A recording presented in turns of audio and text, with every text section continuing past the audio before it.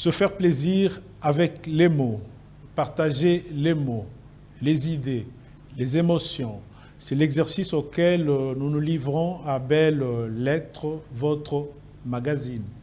Mesdames et messieurs, chers amoureux de la littérature, bonjour et bienvenue à ce nouveau numéro de Belles Lettres qui reçoit pour vous une jeune dame passionnée des cultures et d'écriture, Madame Ange Kassongo Adie, que nous allons tous découvrir à travers cet élément.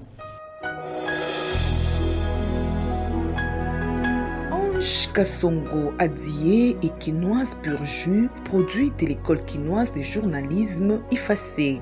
Elle a ensuite tracé sa voie en obtenant un double master à l'École supérieure de journalisme et Sciences Po de Lille en France. Elle est journaliste à l'agence France Presse et autrice. Elle doit sa passion pour l'écriture et le journalisme à son père Lambert Kassongo Nema, philosophe et homme d'église. Une passion qu'elle a approfondie ces dernières années en France auprès d'Ariane Poissonnière, journaliste et autrice également.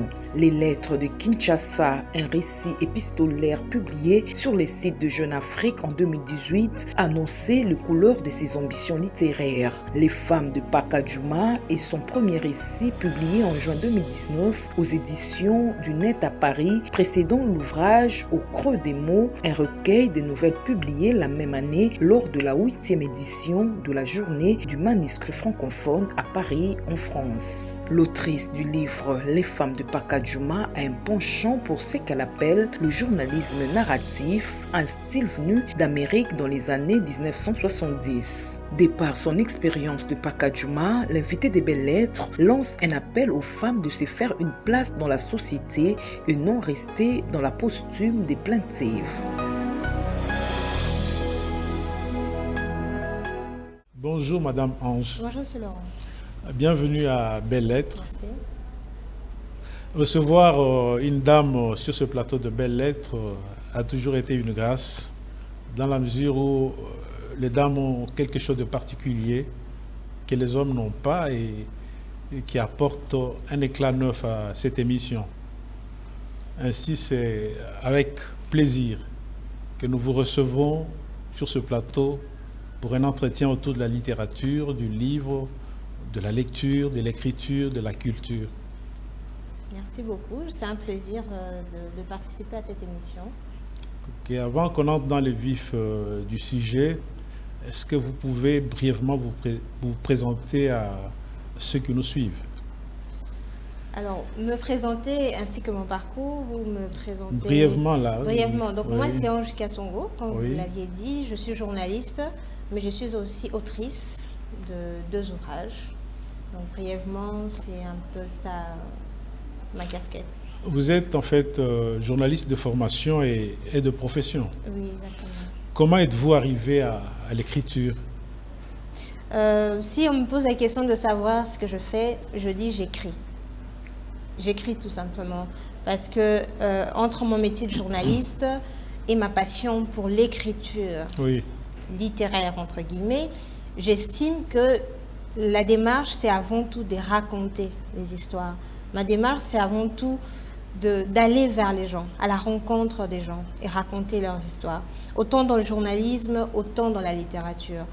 Donc quand j'exerce mon métier de journaliste et quand je me plonge dans ma passion d'écriture, je ne sais pas trop sentir la différence. Peut-être dans la méthode concernant, à savoir que le journalisme, je suis plus appelée à rester dans les faits, à faire moins de commentaires et à ne pas ramener l'irréel dans le réel. Je suis dans le réel et la littérature, je peux aller dans l'irréel. C'est simplement ça la différence, mais quand je me mets à écrire, je me sens autant journaliste qu'autrice finalement. Écrire pour vous, est-ce devoir des témoignages ou c'est autre chose aussi? Écrire pour moi, c'est parler plus que les mots qui peuvent sortir de ma bouche. Donc pour moi, écrire, c'est se taire.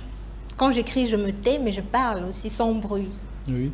Parce que j'estime que certaines choses que je ne suis pas forcément en mesure de le dire tout haut, je retrouve la force à travers mon stylo ou devant mon ordinateur à le dire tout haut.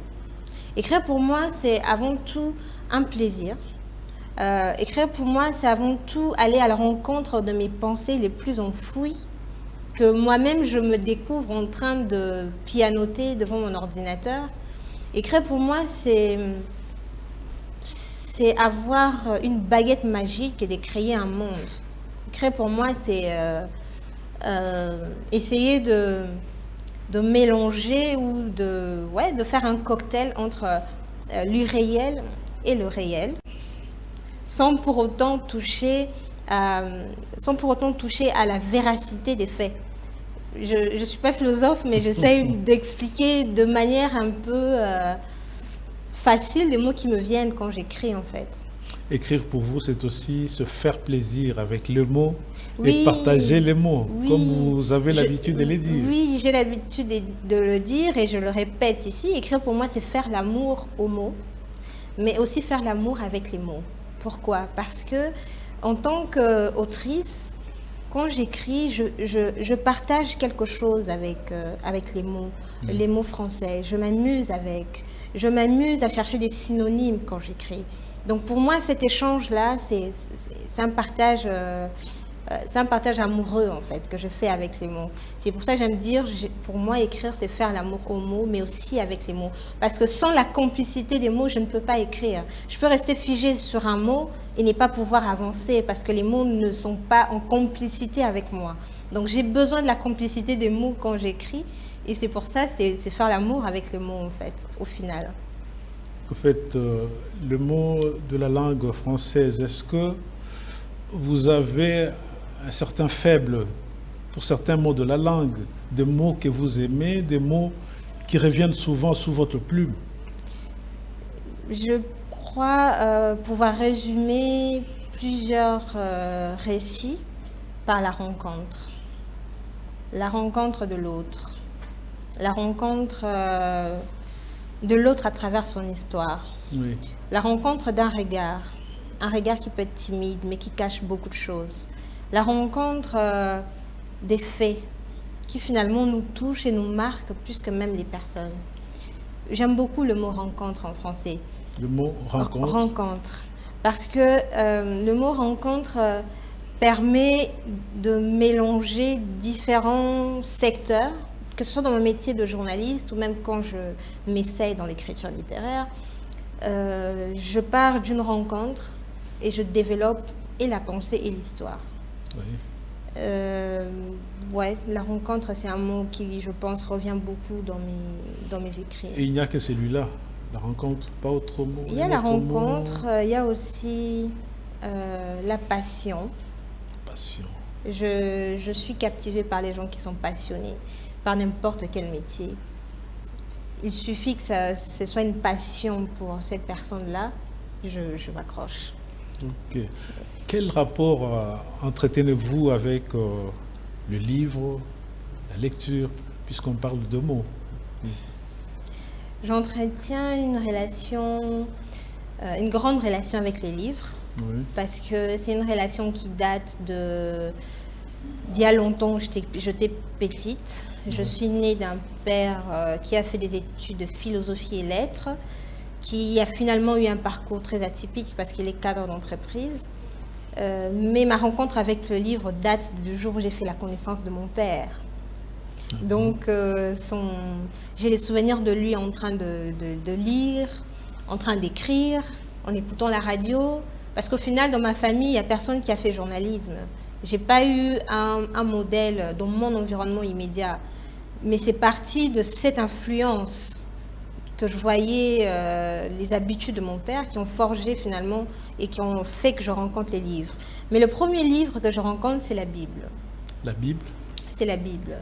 Ça, c'est à quel âge? Je rencontre la Bible depuis une petite dizaine d'années parce que je suis née d'une famille chrétienne. Oui. Et donc, à travers mes parents, je rencontre tout de suite la Bible, je lis régulièrement la Bible. Et une histoire qui me marque, finalement, c'est l'histoire de Ruth et de Naomi. Oui. Et là aussi, on revient sur la rencontre. Parce que, finalement, c'est Ruth, je pense, qui est la filleule et Naomi, la maman, Oui, et qui oui, demande à ses 2 filles, parce que ses enfants sont décédés, Oui. de repartir chez vous. Parce que moi, je n'ai plus d'enfants. Hein, et même si je devais encore avoir d'enfants, à quel moment ces enfants vont pouvoir grandir pour vous prendre en mariage? Mais la rencontre de Ruth et Naomi a tellement impacté la vie de Ruth qu'elle ne veut plus lâcher sa belle-mère. Oui. L'autre s'en va, mais elle décide de suivre.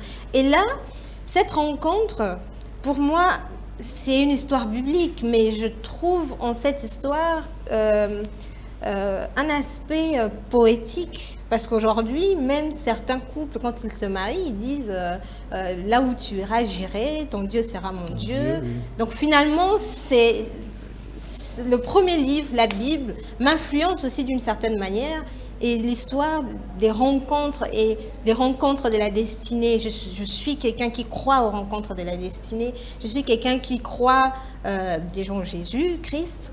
Et donc, voilà, c'est mon premier livre. Ensuite, s'en suivra d'autres bouquins que je vais lire de fil en aiguille. La Bible, est une œuvre littéraire? Si je dois parler en tant que... je ne suis pas scientifique, mais si je dois parler en tant que journaliste et autrice, je dirais oui. Il y a beaucoup des histoires dans la Bible qui nous ramènent à des pensées ou à développer des idées ou des histoires. Tenez par exemple Jésus pleura. Jésus pleura, c'est court. On dit que c'est la phrase la plus courte de la Bible. Oui. On le dit. À partir de Jésus pleura, je peux développer, comme on donnait des sujets de dissertation quand on était en 6e des humanités. On peut imaginer une histoire partant de Jésus pleura. Il y a quelle histoire d'autre dans la Bible qui me fascine? Que ce soit l'histoire de Joseph avec ses frères. Il y a la rencontre finalement quand il croise ses frères après plusieurs années. Mais ils ne parviennent pas à détecter tout de suite à travers le regard de leur frère que celui-ci, c'est le nôtre. Mais cette rencontre qui, même si après, il fait en sorte que ses frères restent, mais qu'ils s'en aillent et reprendre Benjamin, le cadet. Le cadet, oui.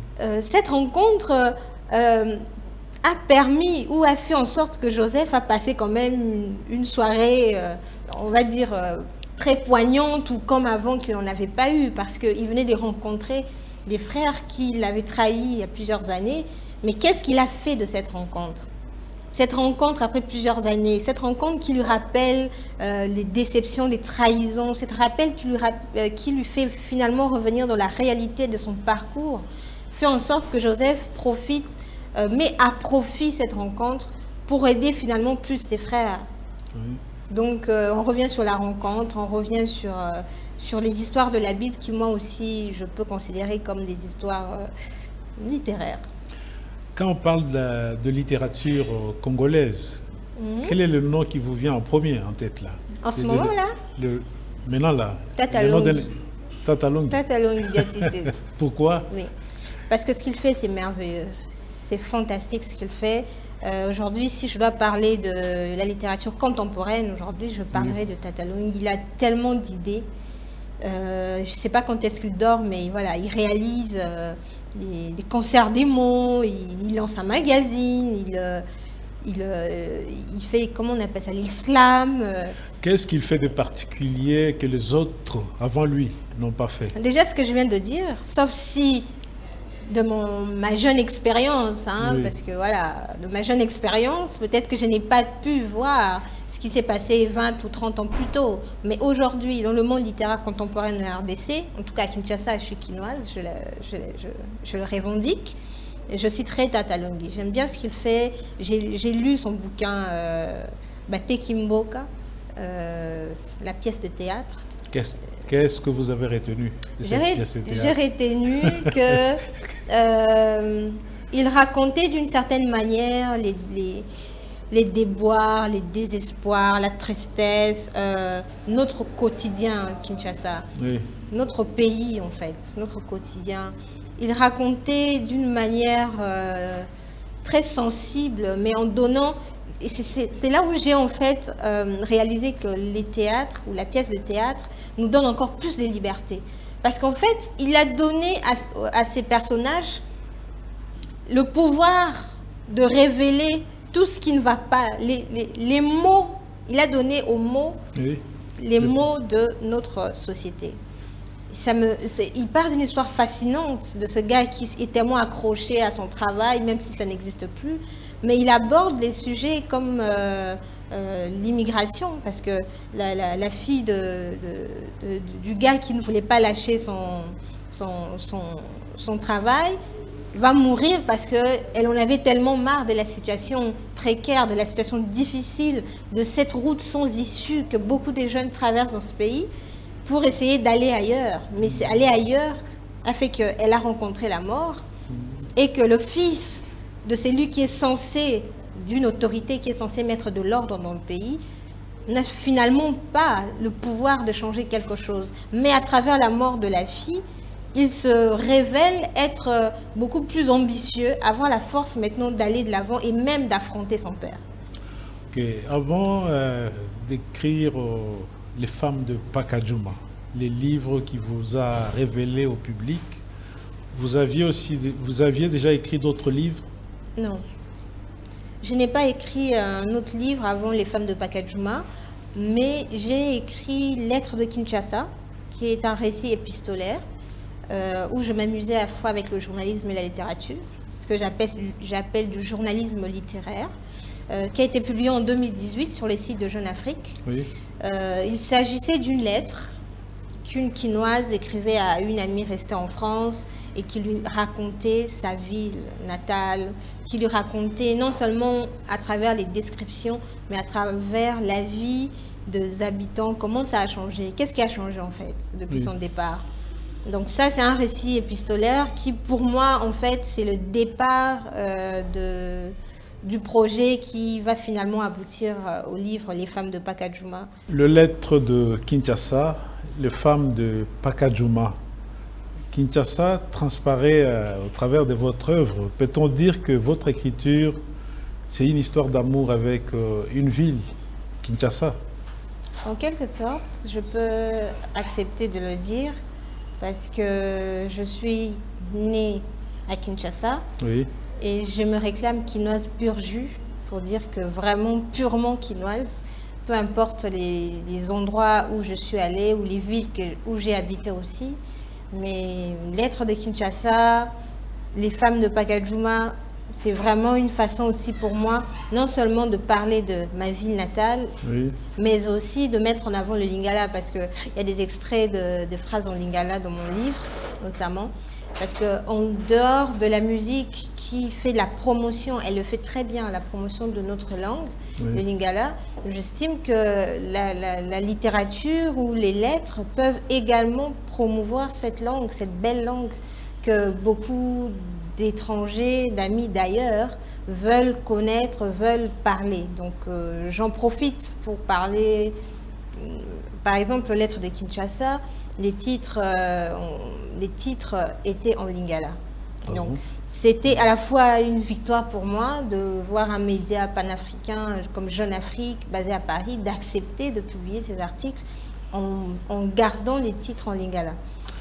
Qu'est-ce que vous aimez dans Kinshasa et qu'est-ce que vous n'aimez pas dans Kinshasa? Alors, Kinshasa, ce que j'aime pas, je vais commencer par ce que j'aime pas, comme ça je finis avec un ton positif. Ok. Je n'aime pas la difficulté de transport.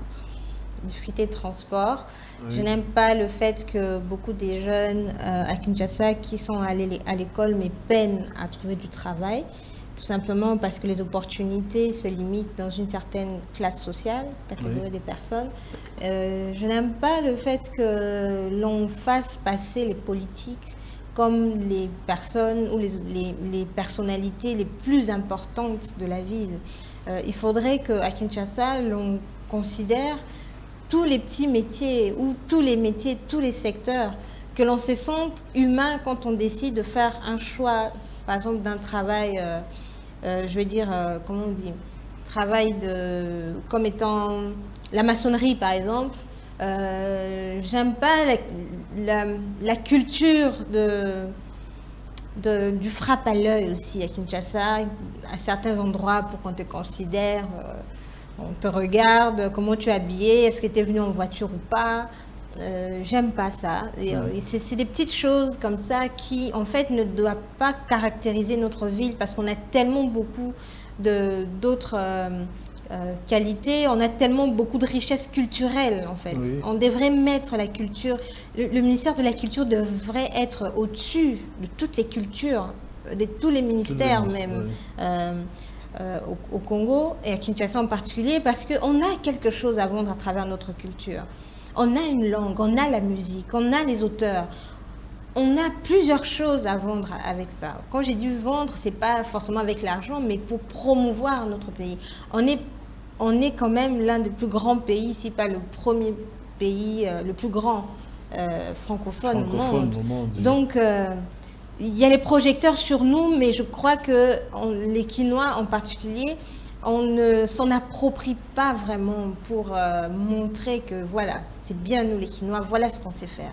C'est pour ça que je disais tout à l'heure que je salue ce que Béatitude fait, parce que côté littérature, pour moi, c'est du nouveau, quoi. On n'avait pas un concept comme le concert des mots.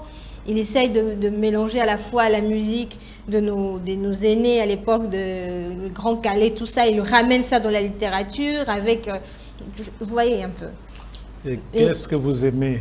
Ce que j'aime dans ma ville, à Kinshasa, pour moi, c'est the place to be. C'est l'endroit où il faut être.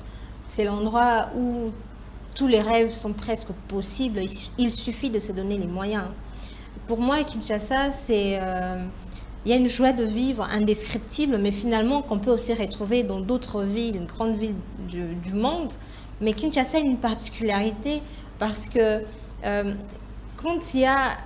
Vous pouvez par exemple passer dans la rue et voir, vous voyez bien, vous lisez la pauvreté dans cet être, dans le regard de cette personne, mais il vit en fait, il peut avoir même plus de joie à transmettre qu'une personne qui vit dans une situation aisée. Donc cette capacité à transcender les difficultés. Voilà, cette capacité à transcender les difficultés, cette capacité de fois à aller au-delà de ce qu'on veut, où on veut nous limiter. Par exemple, quand j'ai parlé de la politique, ça engage aussi nous, les journalistes. Oui. Parce qu'on donne trop la parole aux politiques, au point que les jeunes qui sont à l'école pensent qu'aujourd'hui, pour être riche, pour être considéré comme une personne qui a réussi sa vie, il faut faire la politique. Oui. Or, non.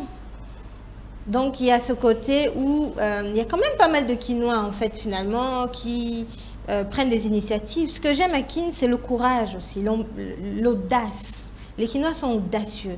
Il y a des jeunes entrepreneurs qui ne sont pas forcément soutenus par le gouvernement, mais à voir comment ils osent, ils se lancent. Ça, c'est juste, il faut avoir, j'ai envie de dire, une fois audacieuse pour se lancer dans ces genres d'aventures. Donc, voilà. Il y a Tata Longhi dit de Kinshasa que c'est un roman. Oui. Qu'est-ce que vous en pensez? Je suis d'accord avec lui. Kinshasa est un roman parce que beaucoup de scénarios qui se passent à Kinshasa, on peut partir de ça et écrire tout un livre, quoi. Ah bon? Ça inspire. Kinshasa, ça inspire. Ça inspire. Je sais pas, mais même le livre Les femmes de Pacajuma, c'est les Quinois qui me l'ont inspiré d'une certaine manière sans vraiment s'en rendre compte. Parce qu'à Kinshasa, on n'a pas forcément besoin de faire la publicité d'un endroit à partir du moment où les Quinois s'en approprient, où les Quinois s'intéressent à un sujet. Ils en parlent sans forcément vous demander ou vous exiger quoi que ce soit. Et c'est comme ça que l'histoire des femmes de Pacajuma était partie. Au fait, d'où vous est venue l'idée d'écrire j'en viens. Les femmes de Pacajuma? Les femmes de Pacajuma, l'idée part de 2017. En 2017, je suis à Kinshasa, je fais le tour de la ville, mais beaucoup de Quinois me parlent de Pacajuma. Parce qu'un chanteur aurait écrit une chanson sur Pacajuma, sur les femmes de Pacajuma. Alors, en tant que journaliste, mon premier réflexe, oui, c'est de tâter un peu le terrain pour voir est-ce qu'effectivement les gens en parlent, mais à quel point ces sujets est intéressant. Est-ce qu'il est vraiment pertinent? Est-ce que ça vaut la peine d'en parler? Oui. Alors, je fais un tour à Pacajuma, pas dans Pacajuma, mais aux alentours. J'étais avec un ami qui me prend en photo. Je lui demande de me prendre en photo devant Pacajuma. Cette photo est publiée en septembre 2017 sur Facebook. Et j'écris tout simplement « Je vais à Pacadjouma ». C'était d'ailleurs écrit en lingala, « Nakei Pacadjouma ». Et les commentaires des internautes étaient juste mais époustouflants. Et les commentaires des internautes m'ont rendue curieuse davantage. Les commentaires des internautes m'ont permis de me rendre compte que je n'étais pas la seule à être intriguée par ce bidonville. Et en tant que journaliste, je me suis dit, mais en fait, j'ai mon sujet là. Parce que s'il y a des centaines de commentaires, oui, ça veut dire que cette thématique ou ce sujet intéresse beaucoup de gens. Et je pars des commentaires qui sont à la fois des questions sur la vie à Pacadjouma, qu'est-ce que tu es allé faire, fais attention à toi, et surtout les femmes de Pacadjouma. Dans les commentaires, on évoquait plus les femmes prostituées. Et donc, c'est parti de là que l'idée d'écrire le livre a commencé à germer en moi. Et j'ai attendu 2018 pour y aller. Qu'est-ce que vous avez trouvé à Pacadjouma? Alors, en 2018, d'abord, je repars en France en 2017 avec cette envie-là, ce sentiment d'insuffisance, ces sentiments il aurait fallu que j'y aille quand même. Donc je retourne et je place les décors dans ma tête, oui, de ce que j'ai envie de faire de ce bidonville. Je pars du fait que, oui, les gens disent qu'il y a des prostituées dans ce bidonville, il se pourrait. Les gens disent que c'est un endroit où on se sent en insécurité, oui, ce qui n'est pas forcément faux. Mais est-ce qu'à Pacadjouma, il n'y a que ça ou il y a autre chose? Donc je pars d'une démarche qui vise à montrer l'autre décor, l'autre face de Pacadjouma.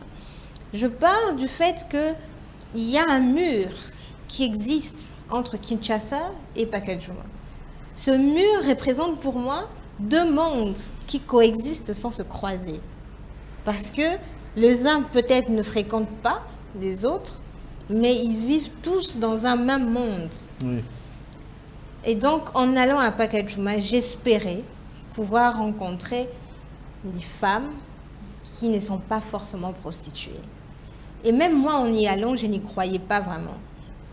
Donc, j'ai dû démarcher dans ce sens, approcher une association qui avait l'habitude d'y aller, prendre un peu le temps qu'on m'accepte dans cette association comme bénévole, entre guillemets, pour y aller avec eux, parce que les membres de l'association ont l'habitude d'aller à Pacadjouma. Donc, ils ont déjà pu créer des affinités avec la communauté. Des habitués, oui. Des habitués, oui. Parce que dans ces genres d'endroits, les gens vivent en communauté et ils savent déjà que tel n'est pas d'ici et tel, on a l'habitude de le voir.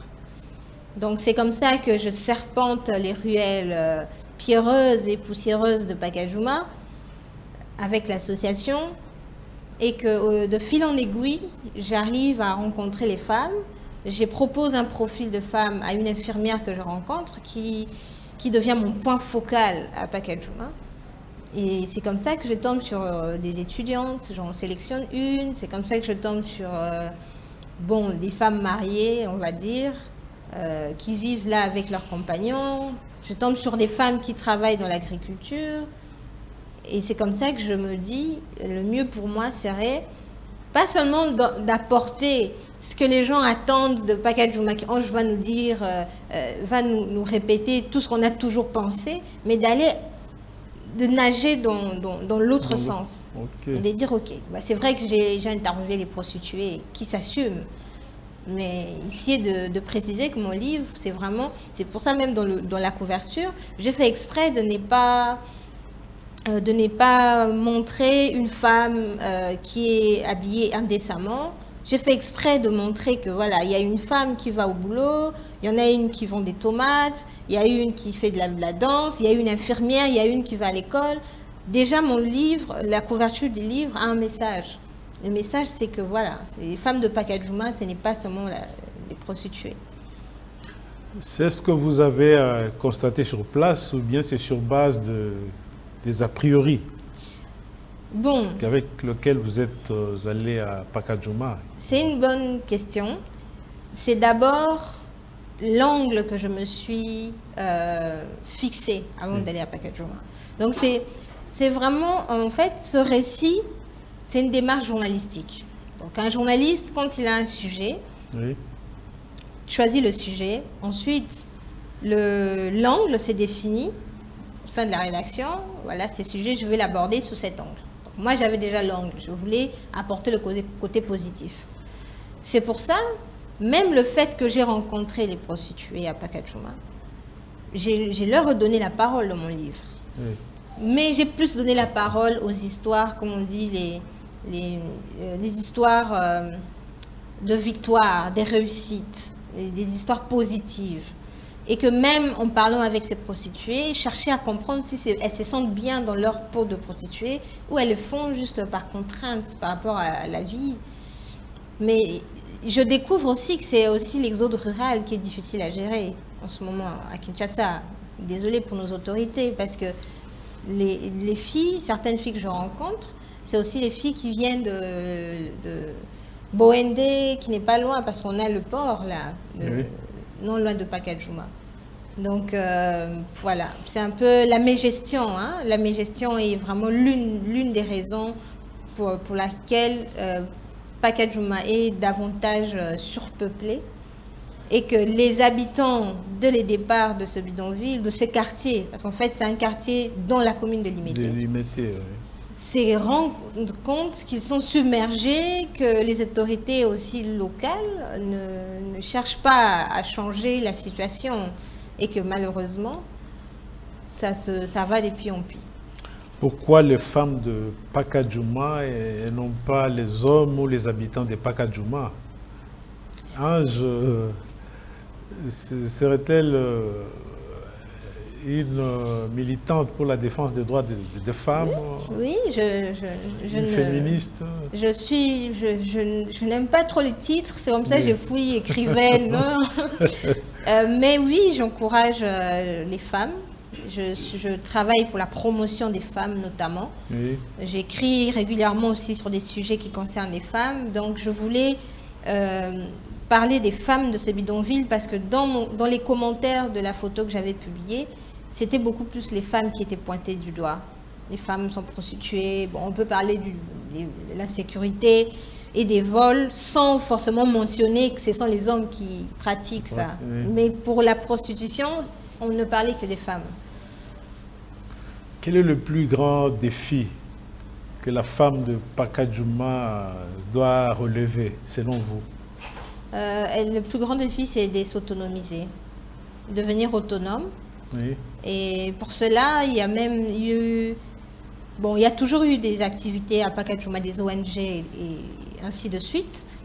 Mais après, il y a une sociologue que j'avais rencontrée avant d'aller à Pacajuma, oui. Pascaline Zamunda, qui m'avait aidé à avoir un aperçu général déjà de l'environnement où je me préparais à y aller. Et ensuite, après la publication du livre, parce qu'elle est mentionnée ici dans le livre, elle a pu avoir des financements pour aller former des jeunes filles à Pacajuma, notamment sur les informations sur la citoyenneté, mais aussi comment s'autonomiser. Comment elles peuvent essayer d'imaginer ou de créer des petits projets qui peuvent être financés par la suite. Donc je pense que le grand défi, c'est ça, qu'elles soient autonomes, qu'elles rentrent et qu'elles comprennent la planification familiale aussi. Ça aussi, c'est l'un des défis, je crois. Et la femme, ça c'est la femme de Pacajuma, et la femme congolaise, quel défi elle doit relever? Bon, on parle de 30% dans les entreprises, oui. Mais ce n'est pas respecté. Et je pense que la femme congolaise, moi je suis pas dans la posture des réclamations, oui. Je suis dans la posture de se faire une place. Parce que s'il faut réclamer, bon, pour moi c'est être un peu en mode, comment je vais dire, c'est être un peu en mode plaintif en fait. Moi je préfère les femmes qui agissent. Il faut se faire une place dans la société. Il ne faut pas attendre qu'on nous la donne. Il faut se faire. Donc la femme congolaise doit d'abord prendre conscience d'elle-même, de ses compétences, de sa capacité. Et se créer une place, se poser là. Et ne pas attendre que ce soit aux hommes de lui dire « Ah, mais tiens, est-ce que tu peux faire ça ?» Parce que ça n'arrivera pas. En tout cas, en général, ça n'arrive pas.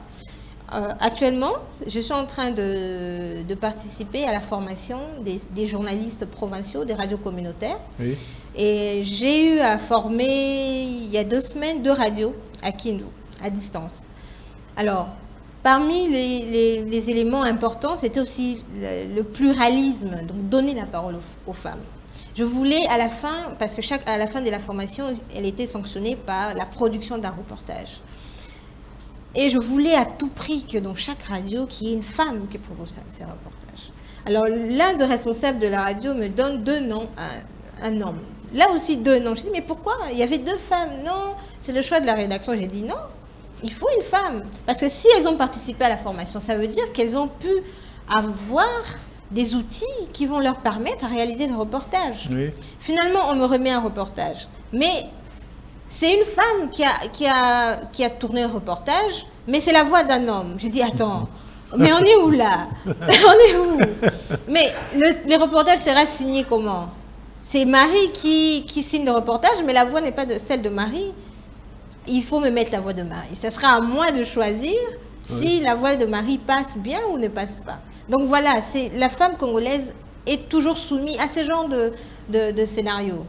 Et c'est à elle de se donner, de se trouver sa place. Pas attendre que les hommes te proposent une place. Parce qu'ils te proposeront toujours une place qui forcément ne répond pas à tes attentes. Quel message adresser à cette femme par rapport à son potentiel et surtout à la place qu'elle doit occuper dans la société? Prendre conscience de qui on est, c'est très important. Oui. Quand on sait qui on est, forcément, on utilise cette posture, peu importe les problèmes, les épines qu'on peut rencontrer sur notre parcours. D'abord, avoir confiance en soi. Et puis, beaucoup travailler. Parce que c'est ce qui empêche aussi l'évolution de la femme, c'est qu'elle est parfois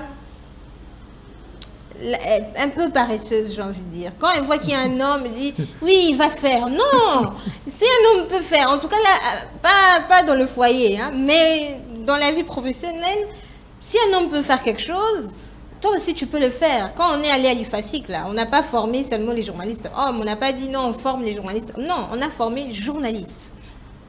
Donc, quand on étudie la médecine, on est médecin.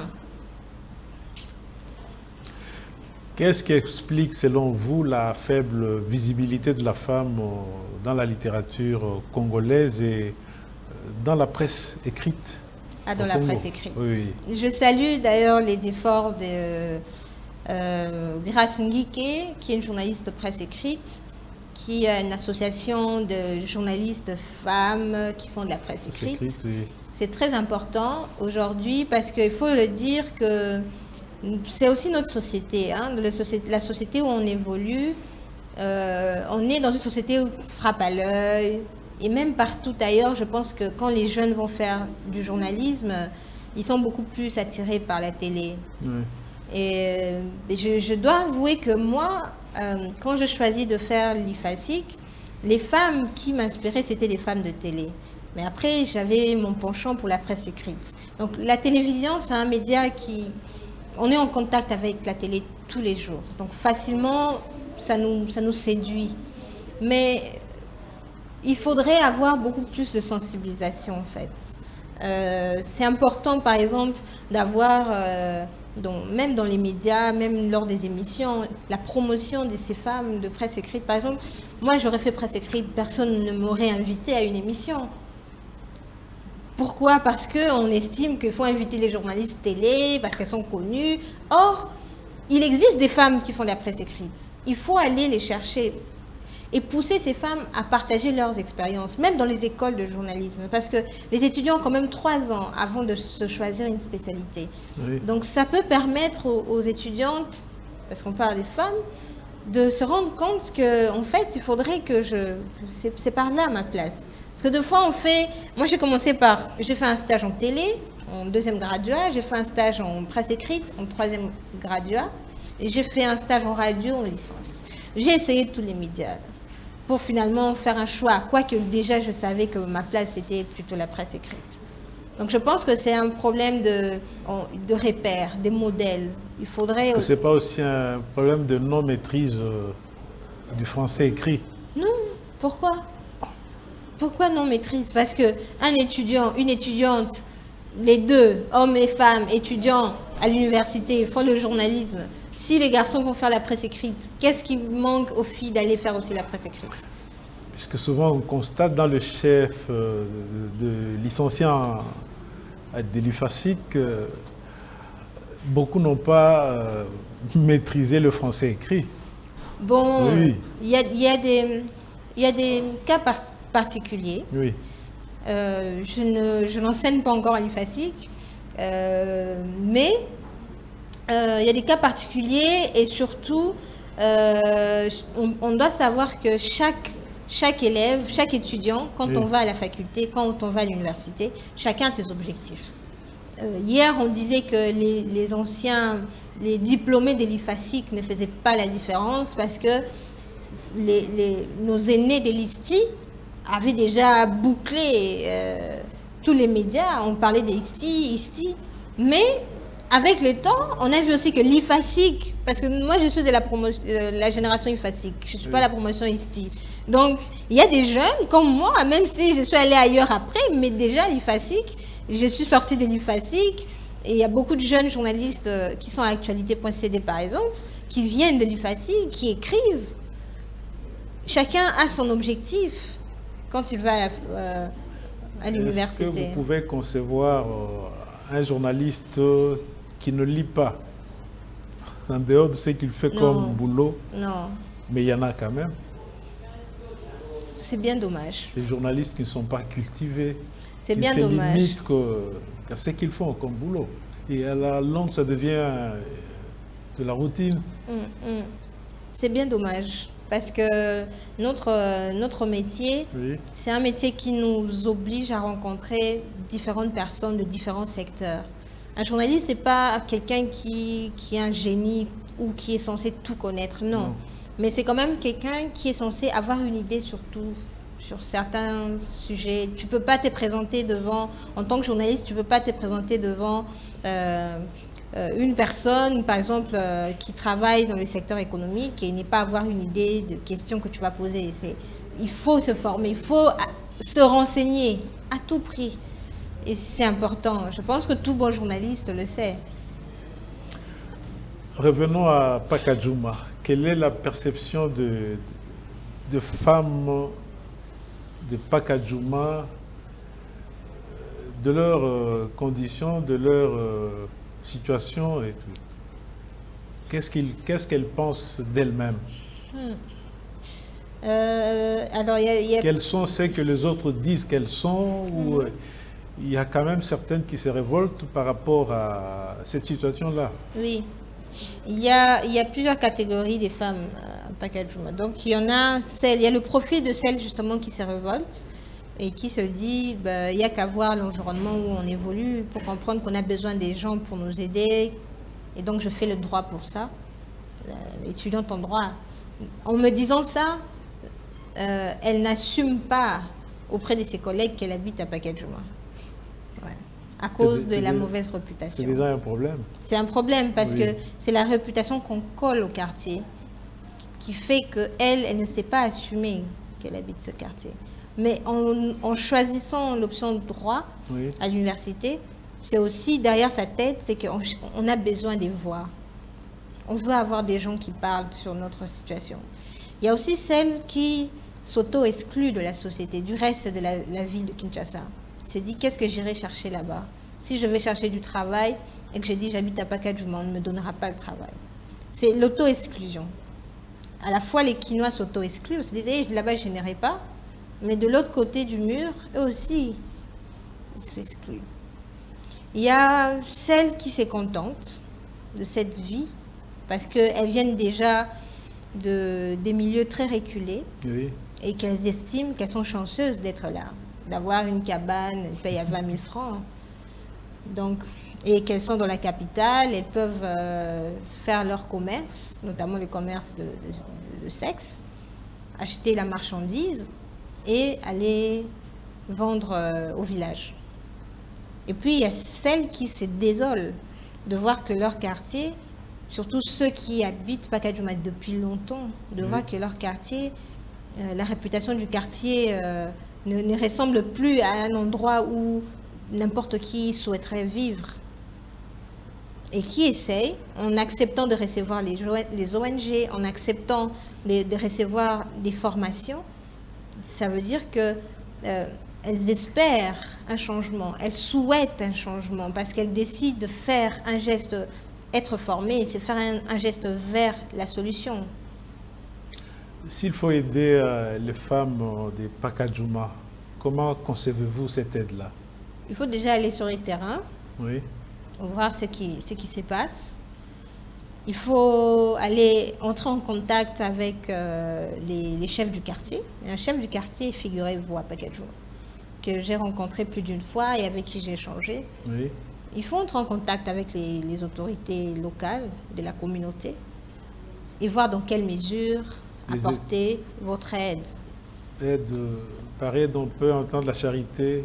La charité, mais comme on dit, il vaut mieux apprendre à quelqu'un à pêcher, hein, au lieu de le donner tout le temps du poisson. Donc moi, je salue plutôt les initiatives visant à former ces femmes-là, oui. même dans la coupe et couture, dans la coiffure. Elles sont ambitieuses, hein. Il y en a qui veulent vraiment apprendre à bien parler français. Moi, j'y suis retournée 2-3 fois récemment. J'y vais de temps en temps, mais 2-3 fois récemment avec des ONG, d'autres qui sont dans la formation, d'autres qui viennent sensibiliser sur le planning familial. Un mot adressé au pouvoir public. Mais c'est pour ça, au début, oui. C'est pour ça, au début, je vous ai dit Oui. que écrire pour moi, c'est se taire, parler sans faire de bruit. Oui. Parce que dans mon livre, c'est un plaidoyer pour ces femmes. Donc quand j'écris, je n'ai pas besoin de crier encore, de faire un appel. Non. Je suis journaliste, je suis autrice, j'ai fait mon terrain, j'ai dit tout haut. En fait, je sortis le contexte local pour l'apporter d'abord sur le plan national et ensuite à l'international, il faut le dire. Donc pour moi, j'ai un sentiment de satisfaction en me disant que j'ai été la voix des sans-voix. Donc mon livre, c'est un plaidoyer. Mais mon livre ne m'oblige pas à crier tout haut, parce que écrire, c'est déjà crier tout haut. Estimez-vous avoir été entendu? Pas encore suffisamment. Parce que jusque-là, il y a beaucoup plus des initiatives qui viennent des partenaires extérieurs que de nos autorités. Parlons d'Ophélie. Oui, Ophélie. Oui. Ophélie, c'est vous? Ou c'est un personnage fictif? Vous savez... Vous vous retrouvez quelque part dans Ophélie? Et je me retrouve quelque part dans Ophélie. Oui. Parce qu'on ne peut pas écrire sans parler de soi. Il y a toujours un peu de soi quand on écrit. L'écriture, c'est aussi le partage de toutes les rencontres, même la rencontre avec soi-même. Oui. Donc, quand j'écris, quand je parle d'Ophélie, il y a moi dans Ophélie. Il y a cette Ophélie qui est... elle est têtue, elle veut connaître la vérité. Parce que sa mère ne lui parle pas vraiment de Pacadjouma. Il se pourrait que sa mère ait été prostituée. Mais ça, on ne le dit pas, on ne l'affirme pas. Il se pourrait. Donc il y a dans Ophélie cette soif de vérité. Il y a dans Ophélie cette persévérance. Il y a dans Ophélie cette compassion pour ces femmes qu'elle rencontre. Et ma démarche est aussi résumée, entre autres, par ça. Il y a la compassion, il y a cette soif de vérité. Pourquoi on dit ça de ces femmes? Est-ce qu'il y a seulement ça? Il y a dans Ophélie cette curiosité. Oui. Et aussi de comparer la situation de vie, les gens qu'elle rencontre en dehors de Pacadjouma et les gens qu'elle rencontre. Il y a même la comparaison... une analyse comparative que j'ai faite le camp de migrants en France, à Calais à l'époque, que j'ai visité en 2016, et Pacadjouma. Mais la seule grande différence, c'est que les gens qui sont à Calais, ils sont allés comme migrants en fait, ils ne sont pas français. Mais nous ici à Pacadjouma, ce sont des Congolais. Est-ce que vous avez un rapport particulier avec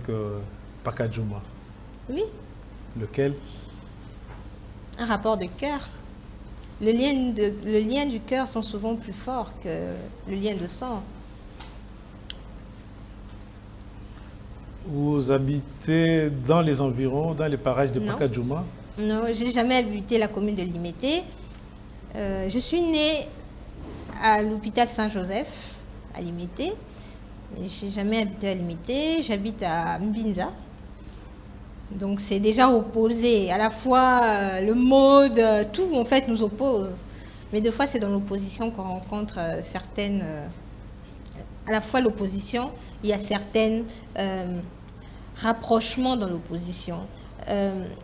J'ai parlé une fois de l'opposition, ça me revient, j'ai parlé de l'opposition du ciel et de la terre. C'est opposé, mais c'est complice. J'ai parlé de l'opposition du feu et de l'eau.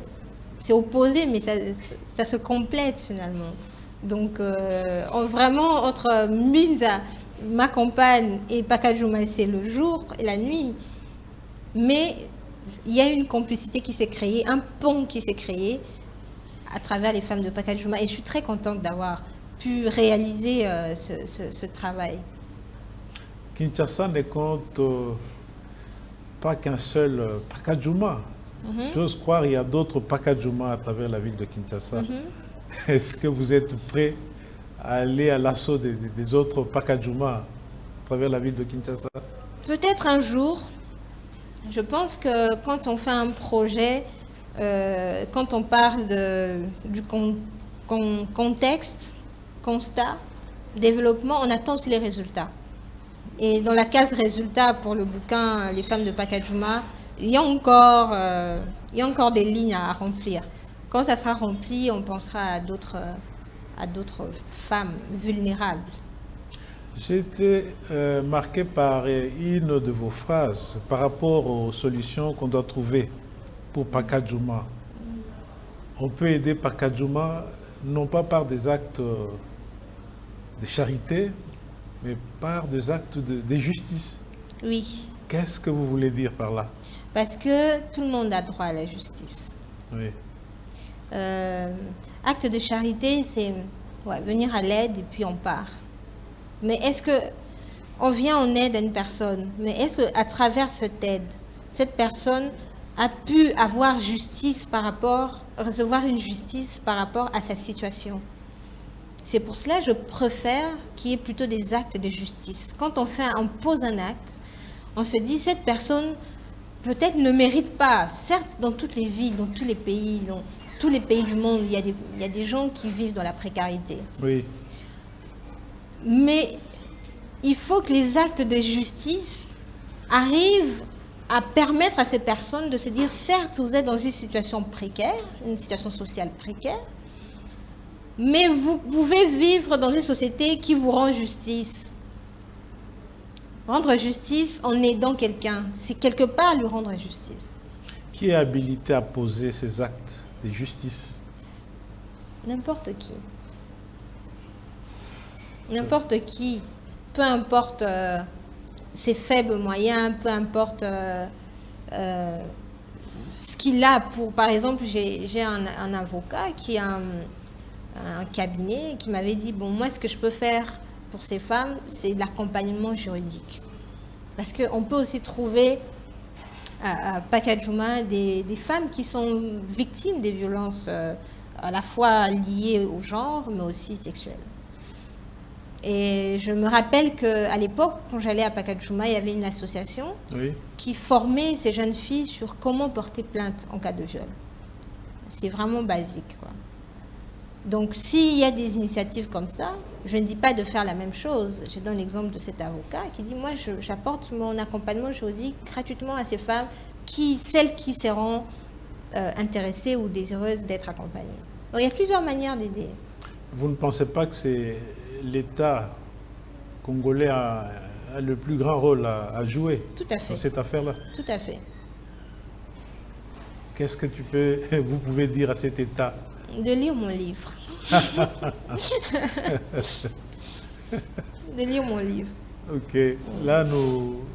J'ai assez tutoyé la pauvreté de Pacadjouma. J'ai assez mis en avant. J'ai assez parlé des besoins qu'il faut pour ces femmes-là. Et je me refuse de tutoyer les autorités. Je leur invite à lire le livre. Est-ce que votre livre a été lu par les habitants de Pacajuma? Oui.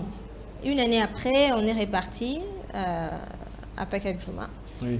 Et bon, moi, mon coup de cœur à Pacajuma, c'était cette étudiante en droit. Parce que je sentais que dans ce qu'elle veut faire, même pour elle-même, pour son avenir, elle pense aussi à sa communauté. Elle veut défendre sa communauté. Et j'étais répartie la revoir, lui remettre le livre, mais aussi mes points focaux. Il y a un centre de santé à Pacajuma. Là, c'est vraiment c'est un peu le point de rencontre à Pacajuma. Oui, ils ont lu. Et à la présentation du livre, il y avait le chef du quartier qui était invité, et qui avait aussi pris la parole, était satisfait. Je suis satisfaite quand même. Où est-ce qu'on peut se procurer ce livre-là? Bonne question. Oui. Actuellement, les livres, il n'y en a plus en fait à Kinshasa, mais fin septembre, d'ici fin septembre. Ça, c'est aussi l'occasion de parler de la difficulté des auteurs congolais. C'est compliqué pour nous, les jeunes auteurs. Nous commençons à peine pour qu'une maison d'édition te fasse confiance. Pour avoir un contrat avec une maison d'édition, c'est pas évident. Oui. Donc, il y a ce besoin-là aussi, dont je pense que les écrivains vont mieux faire le plaidoyer à ma place, qui me considèrent encore journaliste et qui aiment les embêter d'ailleurs, en leur disant que je fais du journalisme littéraire. C'est que, voilà, il faut rendre les livres accessibles. Il faudrait que l'État pense, pourquoi pas, à financer certaines maisons d'édition pour aider. Parce que les livres, c'est la promotion à la fois de notre pays, de notre culture. Et ce serait bien, en fait, de voir, par exemple, les écrivains congolais, les bouquins congolais, être aussi représentés ailleurs quand il y a le salon du livre. Moi, je voyais souvent nos amis d'en face, du Congo-Brazzaville. Oui. Et nous, il n'y avait rien. C'est une question de volonté. C'est pour ça que je pense que s'il y a l'un des ministères qui doit vraiment obtenir financement, qui doit vraiment travailler dur, c'est le ministère de la Culture. Parce qu'on a un travail, on doit imposer notre culture partout. Il ne faut pas seulement que le lingala s'impose dans la musique, mais on peut imposer autrement notre culture. Ok, là, nous touchons la fin de notre émission, mais avant qu'on termine, avez-vous un mot à dire à propos de Belles Lettres, cette émission qui vous a reçu?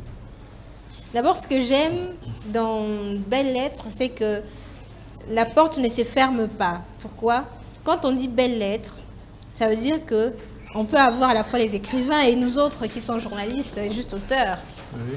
Belles Lettres, pour moi, c'est finalement l'endroit où toute personne qui aime les lettres, Oui. avant d'être forcément homme de lettres, en parlant de littérature, écrivain, toute personne qui aime les lettres a sa place ici. C'est ce que j'aime.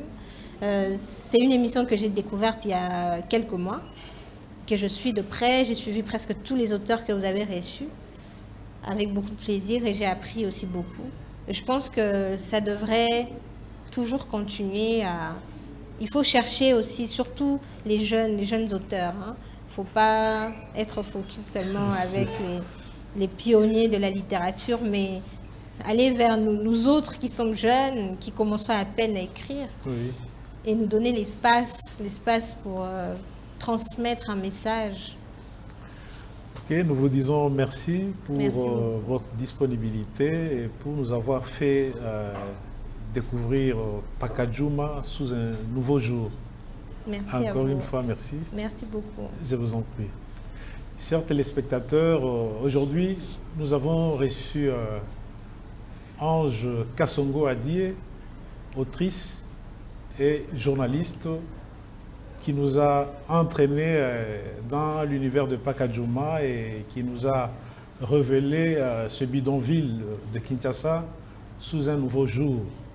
Nous vous disons merci de nous avoir suivis et vous fixons rendez-vous au prochain numéro de Belles Lettres. Bye bye.